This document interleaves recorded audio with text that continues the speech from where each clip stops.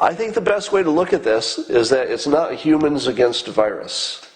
Rather, our ideas, which you can almost think of as a separate entities, that the ideas are in a war with the viruses, and the humans are nothing but the battlefield. We're nothing but the battlefield. The one and only situation where all of your assets and everything are still in place, you just don't have any demand, is this. This very exact, specific situation. You want to hear the best part? So not only do we get to invent $3 trillion, which, by the way, it's not like it solves our problem. We have, there's a tough year ahead. I don't want to sugarcoat it. I'm just telling you the good news to help you balance it against the stuff that genuinely is stuff you need to worry about. The good news is that it does look like we can print $3 trillion just because we wanted to. And it's only because of this situation. Now, what have I been telling you about Trump that makes him different from all other politicians? What is the saying I say all the time about him? That he does the one thing that nobody else does.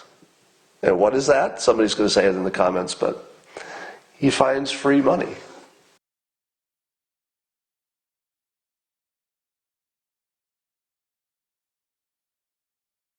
Have you ever noticed how similar a virus is to an idea? In both cases, an idea or a virus, they're things that use humans as hosts.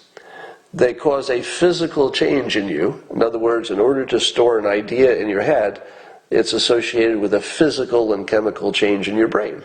If that physical and chemical change went away, then so would the idea. And likewise, a virus, becomes part of you. It's incorporated with you, at least for a while. And then both of these can spread by contact. Now, I'll get to a point. It's really worth it. You're going to love it. So, among our ideas, and this is just some samples, right? It's by no means complete. The ideas are Constitution is important, capitalism, entrepreneurship, risk management, science, engineering, and even optimism. These are all ideas that we hold as important, and they've been developed over centuries and eons. And these are the ideas that basically keep us working well. Now, at the moment, we are compatible with most of our ideas, meaning that the human species, which are the host, work well with the ideas. So if the ideas succeed, well, they can only do it because our physical bodies and brains, we're also reproducing and succeeding.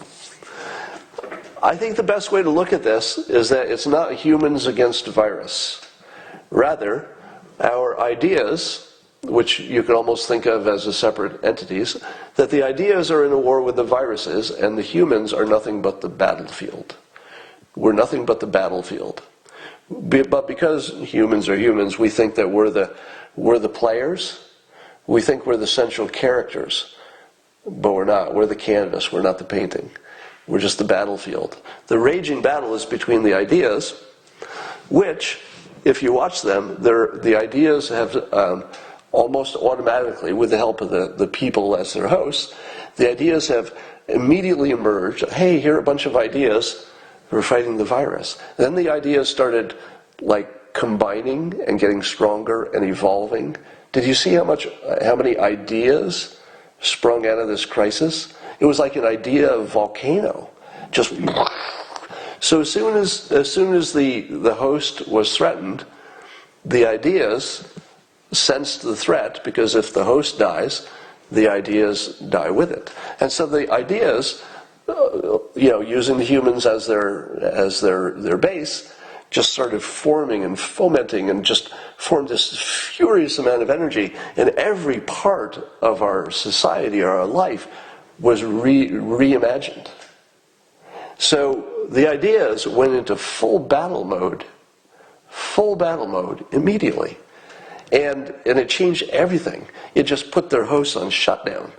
The hosts are saying, we want to go back to work. And the ideas are saying, not yet. Now, these ideas collectively form the economy. Because it's these ideas that cause us to be motivated. We work with our arms and legs, we buy things, we trade things, and then there's a whole bunch of physical stuff, the buildings, the jobs, the products, the machines, but those all start with ideas, and the ideas motivate our bodies, and then we build these things. So the economy is mostly a bunch of ideas, that's the important part. But keep in mind, if you blew up all of this stuff, let's say there's a world war and a lot of stuff gets destroyed, as long as the ideas are intact and we're not dead, we could probably figure out a way to get back to a good economy, such as after World War II. But what if it goes the other way? What if we lost all of our ideas, but we still had our products and our tools and our buildings? We're all dead. Because it's the ideas that matter. These are the important things. The physical manifestations of them are also important, but those can all be changed. If you mess with this stuff, everything breaks, right? So this stuff immediately just started super evolving. When we're done with this, our ideas will have risen to a new level of being, if you will. It's almost like they just went into rapid evolution and improved and merged and combined into this, wondrous thing. All right. So here's the first bit of optimism. You can't kill this. You'd have to kill all of us. If there's 3 of us left over, we're going to reassemble, right? Because the ideas just need a host, and then they'll build back your economy and everything. So the first good news is the strongest part of the war is in really good shape. The ideas rose to the challenge, and it looks like they're going to get it done. But there will be some technical problems with the economy, and I would just call out these 3. Of course, you could make a really long list of all the problems, but primarily there's going to be credit problems where people didn't pay their bills and then can't get loans, can't pay off their debts. Banks might be in trouble. You've got a demand problem where, we got products, but nobody has money to buy them. Where's my demand? And then, of course, food. I think food will be solved because we're a compassionate country, and we're not going to run out of supplies. That seems, we'll run out of maybe choices, but we're not going to run out of food. And if people run out of money to buy the food, well, as I said on my earlier Periscope, nobody in my neighborhood is going to go hungry. Because if anybody needs a meal in my neighborhood, well, I'll just buy them a meal. And if 10 people need meals, I'll buy 10 people meals. So I think, the government and neighbors, etc., even if they don't get their checks on time, I think we'll eat. I would predict, at least for people who are willing to talk to other people. I worry there might be some elderly who just don't want to ask for help. That would be the saddest. But for the most part, there won't be starvation. There will be some special cases where just terrible tragedies happen, but there'll be special cases. So the 2 big problems to get us back to work are demand and credit. I would say that credit is solvable if the government of the United States is willing to back the banks and back the people, is willing to change some rules, maybe force the credit companies to not report any defaults that happened during this period. So you can imagine that with the full weight of the government working on it, as long as the government of the United States exists with the biggest military in the world, we got credit. Right? So I think we have plenty of muscle to protect the banks and protect people who have credit problems. I think we can work that out. The demand problem won't be completely fixed by giving people their money, but it might help a little. Well, let's talk about the interesting part. Yeah, I'll get to the interesting part. So, this is the way it's supposed to work, right? So the government's going to print money. They're not going to borrow. This is a very important distinction. So the plan for this, for these checks and for the rescuing the economy is to actually just magically just say, okay, we have more money now, and the government just issues more money, basically. It's not literally printed, but you know what I mean. So government issues more money, they give it to the citizens. I'll call it universal basic income for 2 months or whatever it ends up being. And they take that money and they stimulate the economy, and they buy things from the stores, and then the stores have profits and they can pay taxes and it goes back in. So that's pretty good. Now, but where does this $2 or $3 trillion come from? That's the interesting question. Because how do you just say, hey, it's $3 trillion, we just printed money, and now we have $3 trillion more. So is that free? So I asked this question of actual economists. So I did a tweet and said, economists, explain this to me. Is there any downside? And if there's no downside, so I'm seeing people asking in the comments, so it's not going to be borrowing this time. We do borrow and the national debt has grown. That's a separate problem. This is not that. This is actually just printing more money just because we can. We control the printing presses. The government issues the currency, so it just issues more. So $3 trillion issued more. Now, what's the first question you ask yourself? Wait, we can do that? If we can do that, why haven't we done that before? And you can see in the comments the reasoning. The reasoning is inflation. So the reason that you don't just print money is because then there would be more money than there is stuff. So where you used to have $100 floating around in the universe, this is oversimplified, let's say where you used to have $1,000, and let's say there was only one product in the world, well, the $1,000 would buy you that product. But if you suddenly have $2,000, the person selling you the phone is going to think, I'll bet they'd pay more than $1,000. They have $2,000. So I'll just try charging $2,000 and see what happens. And of course they pay it because they're still paying everything they have for the phone. So I'm doing a bad job of explaining it, but the point is, if you just increase the money but not the number of products and services, then you get inflation. There's one exception, though. There's only one exception where you could just print $3 trillion and it would just be free. Do you know what the one exception is? This. This is the one exception. Because the demand is so low. Who could raise prices today? Now, if you don't, let's not count the emergency equipment and the price gouging. That's the very small part of the economy. So not counting the price gouging, who's going to raise the price of their phone? Nobody. I mean, they might want to. But how do they do that? When you go back to work with your little UBI check, and you go back to work and demand is low and nobody's getting paid as much, does the person who makes this battery pack, do they raise their price while all the demand is down? No, they can't. The only time that you could potentially just print $3 trillion is right now. There's no other time you could do it, and it would be free.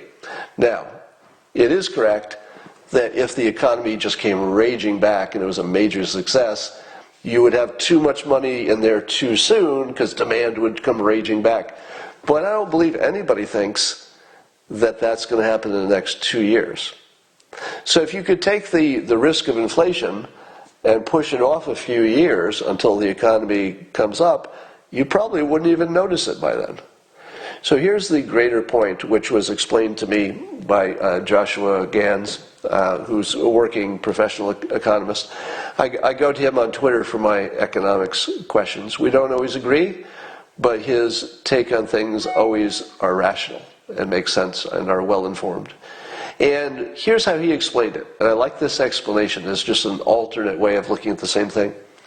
That putting money into the system, just printing $3 trillion, would be bad if it caused an imbalance.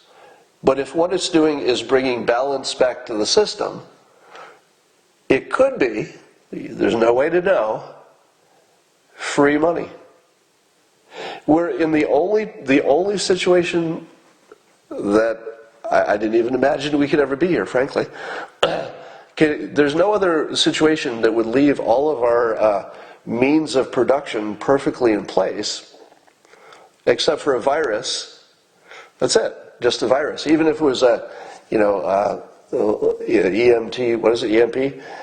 Even if it was that, it would destroy all the electronics, and you couldn't just go back to work. But the one and only situation where all of your assets and everything are still in place, you just don't have any demand, is this very exact specific situation. You want to hear the best part? So not only do we get to invent $3 trillion, which, by the way, it's not like it solves our problem. We have, there's a tough year ahead. I don't want to sugarcoat it. I'm just telling you the good news to help you balance it against the stuff that genuinely is stuff you need to worry about. The good news is that it does look like we can print $3 trillion just because we wanted to. And it's only because of this situation. Now, what have I been telling you about Trump that makes him different from all other politicians? What is the saying I say all the time about him? That he does the one thing that nobody else does. And what is that? Somebody's going to say it in the comments, but he finds free money. Yeah, there it is, money on the ground. He walks by the table and he says, pile of money. Seriously? Nobody? Nobody? You all see this, right? Am I the only one who sees this giant pile of money? I guess I am. Going once? Going twice? Anybody? All right. And he takes the big pile of money. And he does it time after time. Now, usually it's in the political sense. He says or does the thing that was easy. I said this when he formed Space Force. Some president was going to form Space Force. It was going to be him or the one after that, whatever. So it was free money. Because whoever is the first one to do it is forever the one who formed Space Force. So it was just an example of free money. Of course, it was just smart to do that. So and let me say as clearly as I can, economics is complicated. I have a degree in this stuff, and I had to ask an actual economist to check my thinking. Now, he added a lot of texture that really helped my thinking, but the basic thing is that there can be a perfect situation in which you can just print $3 trillion. And it might be this. It might be this. Now, you couldn't do it again, because once the economy is solid, you lose that opportunity. Then it's just inflationary. So here's the good part. People are talking about the infrastructure bill. And, did you really want to borrow another $1 trillion to do infrastructure? Guess what? It might be free. Infrastructure might be free if you do it now. Because that would be part of the $3 trillion that's free money. Because nobody can raise their prices while demand is so low. So we might have gotten infrastructure for free. Now, part of that infrastructure, I would think, and I'm sure we were thinking this way, but there'll be more emphasis on this. We saw the importance of working at home, and we saw how important online schooling was, and importantly, we saw that there were a lot of people who didn't have access to digital products.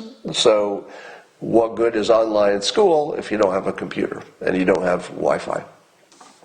So certainly a big part of the infrastructure is going to be to get everybody the capability to have online education. And then free college. Because if you can make your online education industry work, which it doesn't really work well now, but it would be easy to do that. If you can make it work, then the president can say, I don't know if we can afford to send everybody to college for free, but we can give you a government kick-ass certified college degree that you can work at on your leisure from home, and it'll be better than college because it'll be made by the best teachers and producers and editors and writers instead of just filming a guy who knows how to teach a class. So We might get infrastructure for free. It might build out the last of the digital miles. That might make college free. It might make regular school maybe modified, some a little of both. And I also think that healthcare is going to change forever because of this, and maybe in a positive way. I've told you before that if you have an entrepreneur in the room, the best thing you can do with your environment is shake it. Just shake the box, and then the entrepreneur looks in the box and goes, I don't see anything. Shake it again. Shake, shake, shake. Oh, look at this. These things just lined up. I can make a business out of that. And I talk about Trump does this all the time with politics. If he doesn't like the argument the way it is, he'll just introduce something that just shakes it all up. And in the midst of chaos, he's always the one-eyed king. He's the one who attracts all the attention, gets all the quotes. So if he can create some chaos and shake the box, he's the king. It works over and over again. Likewise with healthcare. I think healthcare got a major shakeup it didn't want, and not for any productive purpose. It was just like this major thing that happened, and it got shaken.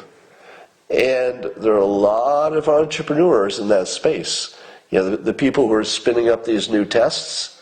I mean, that's serious, solid gold, turbocharged entrepreneurship. There are literally hundreds of companies that just sprung out of nowhere and suddenly are making tests, and they're making devices and apps and stuff like this.